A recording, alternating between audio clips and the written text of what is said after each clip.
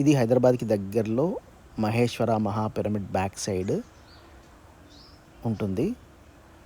ఇది Patriji last breath వదిలిన place. Last breath Patriji ఈ విల్లాలోనే వదలడం జరిగింది. అందుకే దీన్ని పత్రిజీ మహాపరినిర్వాణ మందిరం అని పెట్టారు.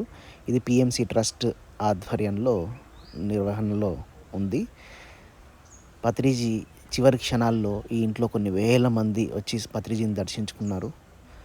కొన్ని వేల మంది వచ్చి షేక్ హ్యాండ్ ఇచ్చారు ఆ టైంలో.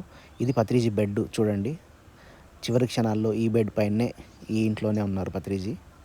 అక్కడ కుర్చీ కనిపిస్తుంది కదా, ఆ కుర్చీలోనే కూర్చొని ఉండేవాళ్ళు.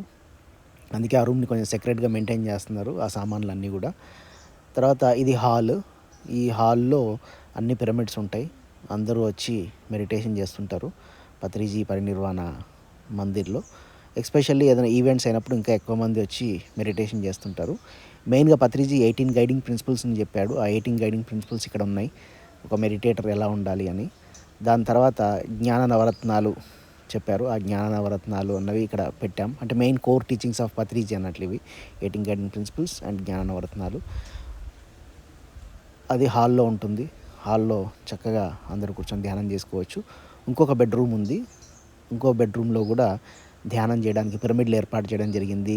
కూర్చోడానికి కుషన్లు, మంచిగా కంఫర్టబుల్గా కూర్చొని ఎన్ని గంటలైనా సాధన చేసుకుంటూ, నడుము నొప్పి ఉంటే వెనకాల ఆనుకొని ధ్యానం చేసుకోవచ్చు.